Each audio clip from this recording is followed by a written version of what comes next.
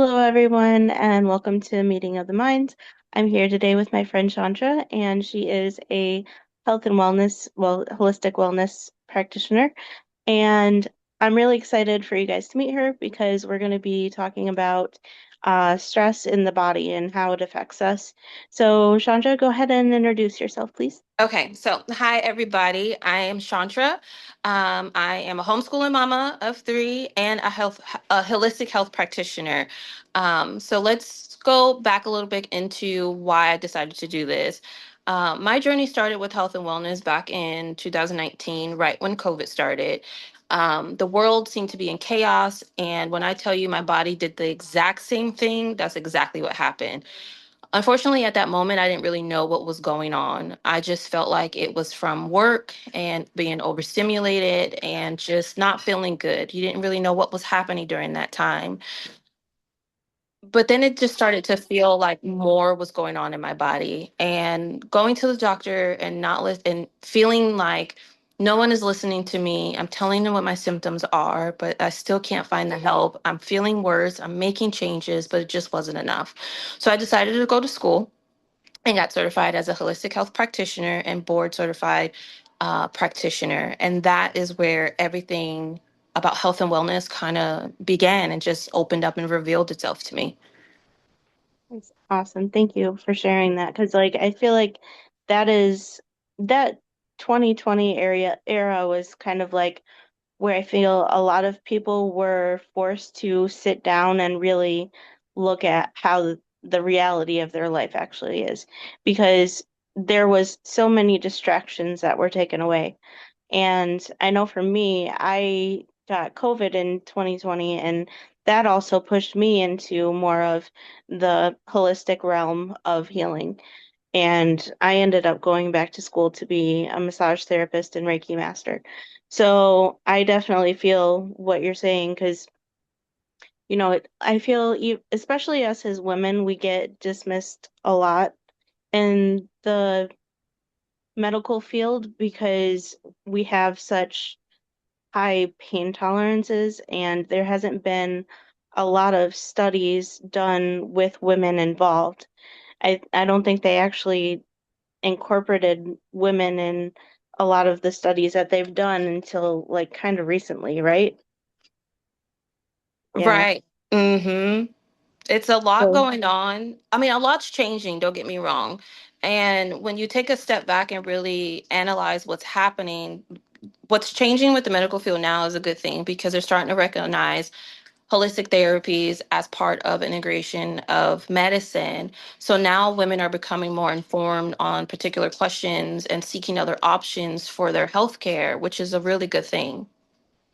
yeah, I agree because I've seen like they even have like Ayurveda in some hospitals, and Reiki and massage are being incorporated along with like physical therapy and those kinds of things where, we kind of get to tap into more of that mind, body, spirit connection.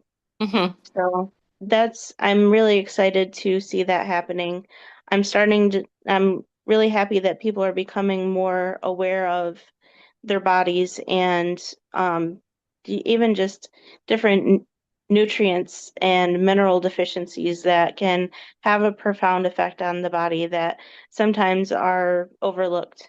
And Hmm. they can be such a helpful tool in bringing the body back into balance. Hmm. So, what would you say would be like the most concerning thing about stress in the body? The most concerning thing is how drastically stress depletes minerals. From a mineral perspective, when you're looking in the body, you're looking at what is being stored within a cellular level, what's in those tissues to keep them functioning correctly. It's about optimum ranges and optimal well-being, right? And everybody is different. When a body is under chronic stress, you drastically lose production of your adrenal glands, right? For the adrenals, we need that. That's our energy production. That's where that chronic fatigue comes in. the mood changes, the irritability, all of that is affected by what's happening in our body based off of a mineral standpoint. Can you go to your doctor and get these checked? Yes, we get it all the time, but they don't break it down in a deep level for you to understand what that really means. Most of the time, you're just getting an answer of this is normal. Well, normal doesn't always mean optimal. And when you're in a holistic world, you're looking for optimum ranges, optimum solutions to make you feel better, not just create a plan or a solution that band-aids it. It's getting to the deep root of the why behind it. Yeah. I think that can be so powerful because like I don't think that people realize that say if you have too much potassium or not enough potassium, that in itself can cause issues with your heart. And your heart is what pumps the blood through your body. It's how you get oxygen to your brain. Like you really need it. Right. To, You need it. You yeah, do. you need it to be operating at optimum level as much as we possibly can. Mm-hmm. And it takes life to sustain life. Mm-hmm. And I think with the standard American diet, a lot of the food that is in the standard American diet is kind of dead. I mean, it's if we can get real live food into us as much as we can, like fruits and vegetables, especially right off of the vine, that's your best bet, I would say. It Because is. yeah, they start like losing nutrients after they come off the vine. Isn't that crazy? Yeah, and even sometimes when you cook it too. So Yeah, eating raw is always going to be the best, but some people can't tolerate it too. yeah, And that's when you get into more detailed testing on your personal biochemistry. It could be an enzyme missing in your gut that won't allow you to digest something in raw form, but cook form you can. So it's always like this back and forth play when it comes to your health and wellness. But really understanding how your body functions, what you need compared to everyone else is what really makes a difference, because what I need may be different from you and what you need may be different from the next person, and that's the beauty about holistic therapies and really understanding. But you have to allow yourself time to really slow down to pay attention to those signs. yeah, yeah, I agree. And I know when I was sick with COVID, I was doing a lot of my own research, trying to figure out like how I could make myself feel better because I grew up in a house with black mold, so I was not a stranger to respiratory illness. But when I got that first strain of the illness, it actually was not responding to the things that I would normally do. So then Mm. I started searching for more holistic ways to treat it, like, steam and tea and hot showers and things like that. And I started learning more about the immune system as well. And what I found was is that um, basically, isn't there kind of like a stress response that causes inflammation in the body? Yes, there is a stress response. And usually those are things like that will happen. Think of symptoms like excessive sneezing or runny eyes, watery nose, like things like that. That's your body letting you know that there is um, a high inflammation or something that you're allergic to floating in your system and is trying to find ways to get it out of you. Okay. Yeah. I mean, for me, I think what I noticed was is that there was kind of like a link between there being this like uric acid buildup in the body from like the dehydration, and then there was like kind of like a yeast or something like that that was released to kind of protect the cells from the acid, which then caused the inflammation to like kind of trigger the response to the immune system that something was going on so that they could kind of get it out. So then like I kind of seen it as like maybe this is what's also causing anxiety too, because there's that inflammation in, that part of like the lower part of your head, Mm-hmm. like right underneath your scalp. Mm-hmm. And I ended up drinking chamomile tea, which actually helped to get rid of like the yeast. But then I got a really bad headache, which I felt was probably because it was probably taking care of that yeast problem, but not addressing the uric acid problem.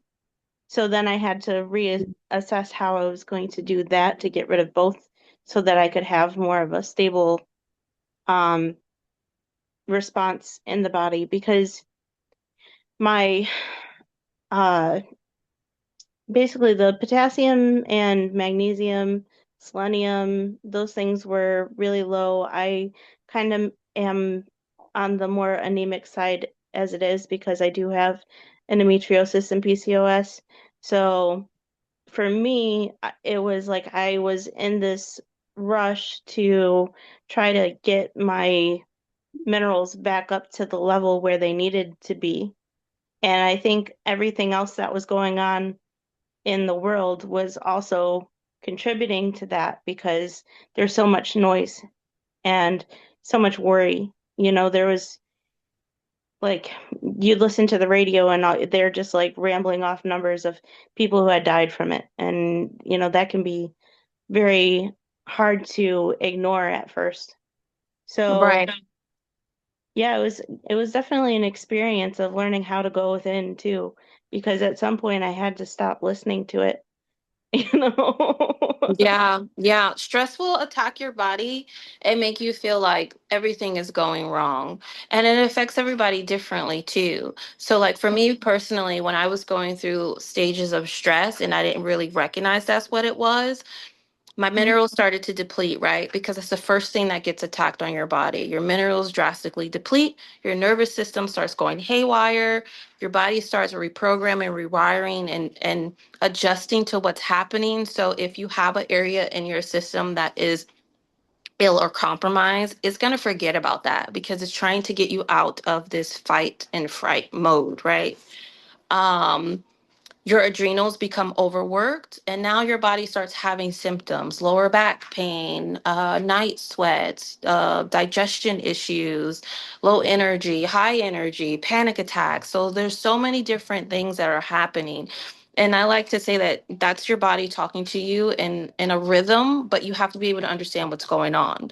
So for me, when I was going through my high stress phase, I started having panic attacks, and I've never had a panic attack in my entire life. So for that to happen, instantly my mind thought you're dying, because I thought it was something related to my heart, because it would start on one side of my body and just get so, it just intensified. And I didn't know what was going on. Once I was able to recognize what was happening with my minerals and I started to restore what was being lost because of the stress, I started to feel better. But it's more than just restoring minerals. You also have to do the mindset work, the emotional work, the spiritual work, the nutritional work, the habit work. Then that's when you start creating a different life for yourself. Then those feelings and those motions and those symptoms start to move a little differently and you become more aware. So for me, I like to body scan and sit with what I'm feeling for a moment. My old self used to freak out. I need to go to the doctor. I need this scan. I need this lab. And now I say, well, I have to trust myself, number one, right? Because I share this information with other people. So knowing that I can recognize that a sodium to potassium ratio off balance is going to give me anxiety, panic attacks, mood swings. Now, when I start feeling those things, instead of immediately thinking, oh my God, you're dying, something's wrong, you have a disease, I sit with it and I tell myself, is this something, what you're feeling right now, is this related to your symptoms and the awareness you know that your ratios are off? Or is this something deeper and we do need to go get a scan done or a doctor's appointment or whatever the case may be? So I start treating the symptoms first. Let me start putting in those nutrients, those herbs that control and calm the nervous system. Let me start meditating again, breath work, movement. And if things start to ease away, then I know that it was my mind trying to make it seem like something was wrong. Yeah. Now, granted, something may be wrong sometimes. So I'm not saying for people to just ignore their symptoms, but if you are a person who is a encouraging this kind of life, you have to trust yourself. So, Yeah. And I think, a lot of us that are more intuitive, we can feel when it's actually crossing over into that physical line. But definitely if you guys are, always see a doctor first if you're in doubt. If this is probably just happening because, there was a change in atmospheric pressure and I just got a headache today. You're probably okay. right, But if you have a, excruciating headache for a week, like obviously go to your doctor and see what's right. going on. Yeah, absolutely. This is just my theory on Yeah, yeah, how I approach my health and wellness yeah, based off of after my testing. yeah. And I think it's very important for people to have that kind of testing to see where they are, but also to keep in mind that it's just a snapshot. There's going to be times where it's going to fluctuate and it's going to change. And sometimes you need to keep up on it, especially if you're having really bad symptoms. Hmm. Um, what are your views on how alcohol plays a role in this, like the stress Alcohol. response? So for me, I view alcohol as a spiritual way to attack the body, because it messes with your biochemistry of your mind and how you think. And now you're letting your veil down and to allow things into you. It's not natural, it's not normal, and it does harm to your organs. So anything that you're putting in you that's going to set off the balance of your pH is going to be bad. I personally try to stay away from it as much as possible because of how it makes me feel. And why would I put something in me that I'm going to have to reverse or detox out later on? So for people that do use it, I would just be a little bit more mindful and try to remember what it's actually doing to your body and how it affects those vital organs, especially the kidneys. Yeah. Especially if you're like drinking, like some people sit down and drink a whole case. And that's a lot for a lot of just liquid in general for your body to process, not including everything else that's in it. Hmm. And yeah, because that can be very hard. Um, would you say that it also depletes the minerals too when you have, I think it depletes like vitamin B and things like that, right? Absolutely. Because you're going to be dehydrating your body and your cells and your organs.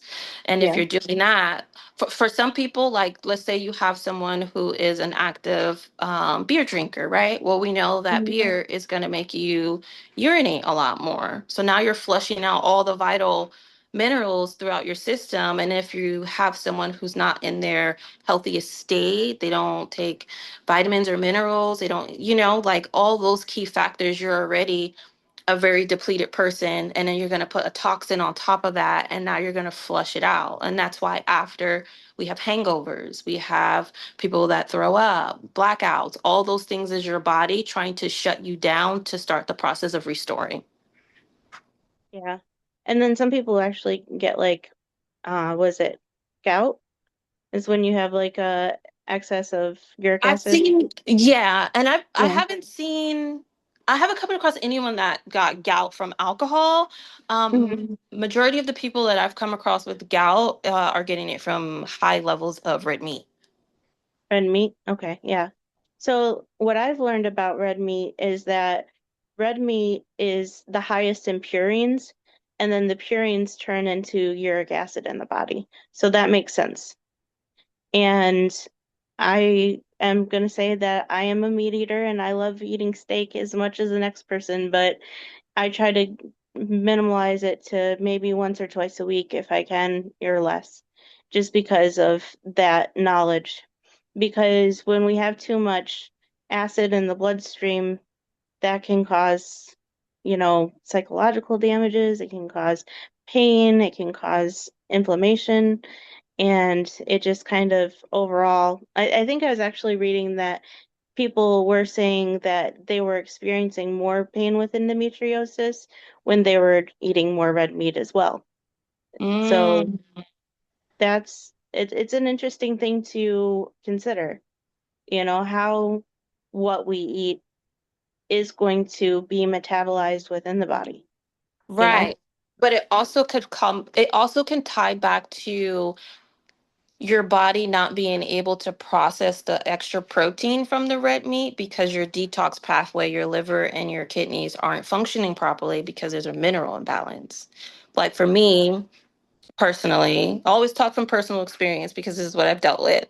But there was a time when I started my journey into changing my lifestyle where I stopped. I had a desire that I didn't want to eat meat anymore because every time I ate it, it hurt really bad. I bloated, sharp stabbing pains, nausea, just didn't feel good. So I started to cut back on meat. And then I started switching the kind of meat, organic, never frozen, farm raised, et cetera, et cetera. That helped, but it didn't really take away the discomfort. So it was a point where I got down to only eating meat twice a week, and then once a week. But what I actually was doing was creating more harm, and I was making my body even more weaker. I was already at 50% loss of my adrenal function because of my mineral imbalance, and not eating that protein was not helping at all. So when I realized what was actually going on, I was missing an enzyme that my liver needed in order to process and break down the meat, but also I needed to take ox bile to help me produce more bile in my gallbladder so everything would start working and start detoxing the right way. Once I started to replace those key minerals, I was able to eat meat. And I actually need to eat it twice a day for my body system to work correctly. Okay. Yeah, and it's also, good that you bring that up because everybody's system is going to be different. We're all eating different things. We all have different biochemistry and, you know, your own journey of figuring this out is going to be very personal. Hmm. So, like with me, when I had COVID, there was a time where I also wasn't able to eat meat. I had to kind of stop, and it was almost like kind of building up like when you're a baby kind of thing. Like you had to have the fluids, and then you worked up to the vegetables, and then you got to the meat. But there was a Right. time where I was trying to only really eat fish, but now I can handle eating more. So I think it's important to keep your mind open to the fact that even if you can't eat something right now, once you learn to balance it, you may be able to eat things in a more healthy way later after you've reestablished, your gut biome and things like that and your Hmm. minerals. Because I think a lot of people think that just because they have a food sensitivity in the moment that it's there forever, and it's not always necessarily the case, Right. you know? It could be linked to a mineral imbalance. So for instance, magnesium is needed for muscle tension in the gut. So if you're deficient in magnesium and you go to eat and then you're always having these really bad stomach pains, cramping, is because your gut can't contract the right way to properly move the food through so it can start breaking it down. Give yourself some magnesium, you balance out the system, and now you're able to eat without having that discomfort. Right. And magnesium is one of the ones that is really beneficial because that's what is helping the water get into the cells. And it helps with nervous system regulation. It Go helps find with mood regulation as well. So Yes. if you're someone who's having issues with like mood swings or anxiety, um, that can be very beneficial to kind of look at where your magnesium is at in the day. Mm-hmm. And it's good for PMS and PCOS, endometry, all of that, all the good stuff. Yeah. Magnesium is really helpful for. Hmm. So cute. Go find daddy. Go find daddy. Yeah, go So, find daddy. Bye. Bye. Bye. You, all right, have a good night. So overall, it's really important to make sure that you're able to pinpoint what those life stressors are, Yeah, because if we're able to create a lifestyle that breaks that cycle of high stress, the body has the opportunity to start to restore itself and feel better. It's all one cycle and all together that have to work. yeah. That's for JK.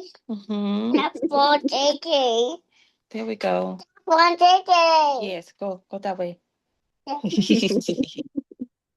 She's so cute. Thank you. But I agree.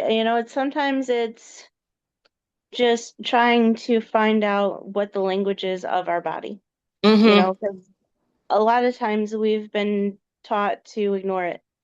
We've been taught to, press everything down and just suck it up. It's part of getting older, you know, it's a normal. It's not normal. It's not normal. It's not normal. It's really sad that we have to hear that when we go, and you go home and you just feel so defeated when you hear that that's normal. Um, I heard that with that it's normal after a miscarriage. How is that normal when we're made to hold life, produce life, grow life? How is it normal? It's not normal. My body was highly, highly stressed. I was stuck in fright and flight. There was nothing anyone could do, anyone could say that could get me out of it. And it was my environment, not close personal, but the world, the chaos, the uncertainty, the unknown, the fear that created the anxiety, that created the sadness and the depression. And then I just couldn't take it anymore. And I was so depleted. And the main minerals that I needed to keep that baby inside of me, I was 50% depleted of it. So how could I keep life? But I went on this journey to restore and understand what was happening with inside of me, give myself those minerals, those nutrients that I needed. And a year and a half, about a year later, I had my daughter. Aw, that's beautiful. So it really just depends on how dedicated, how determined, and how strong you want to fight for yourself, because you know your body more than anyone and you know what you feel. And what we're feeling is not normal. It's our body talking to us, but we weren't taught to listen in a way that we could understand what was happening. We were taught to run to the next person to have them guess what was wrong with us. And that's not how our ancestors did it back in the day. And that's not how I feel it needs to be 100% of the time. Are there some things you do need to get extra work for? Absolutely.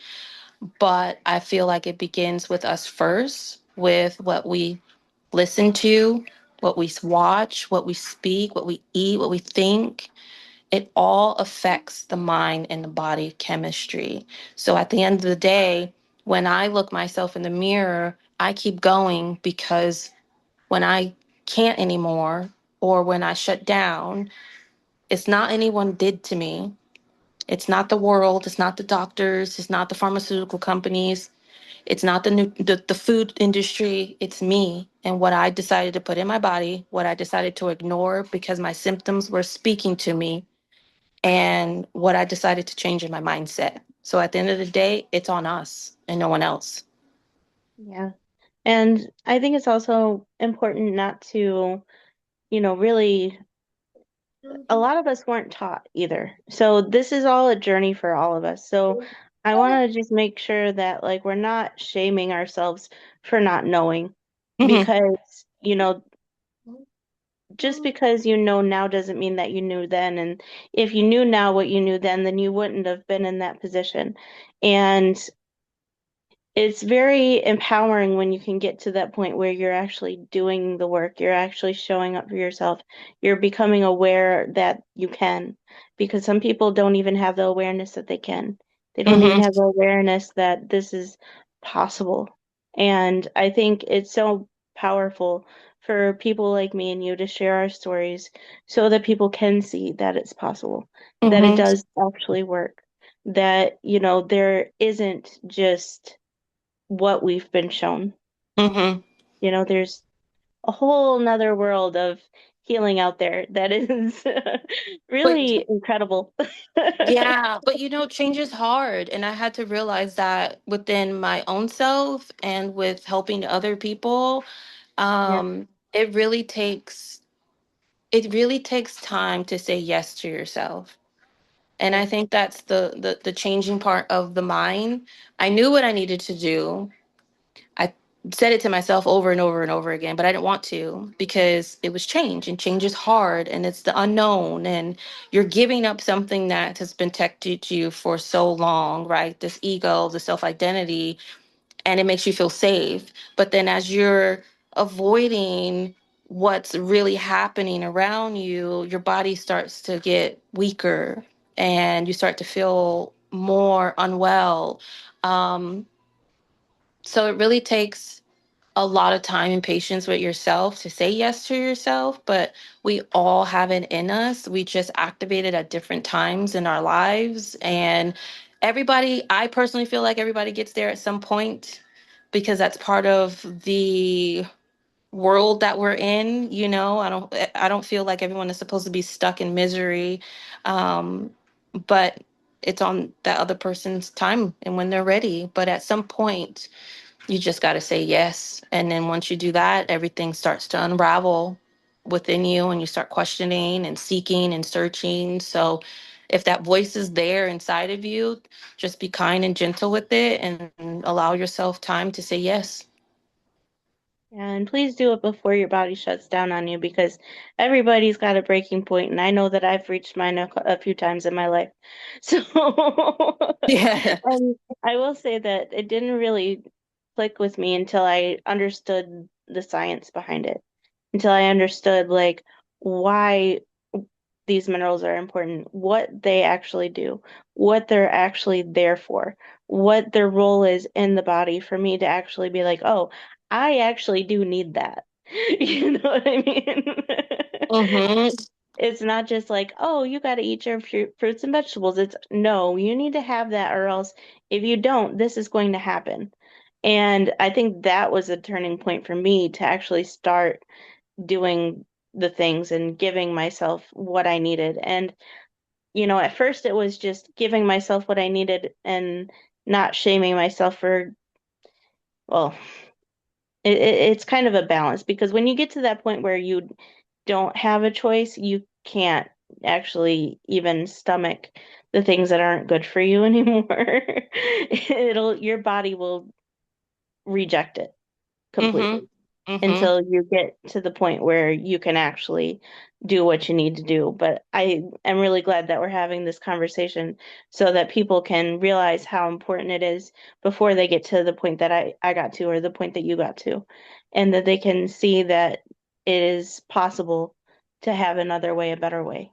Mm-hmm. So if anyone feels called to work with Chandra, I really highly suggest reaching out to her and setting up an appointment because she's a wonderful human being and she has so much wonderful knowledge that she can offer you. So, Chandra, would you mind sharing how people can get a hold of you?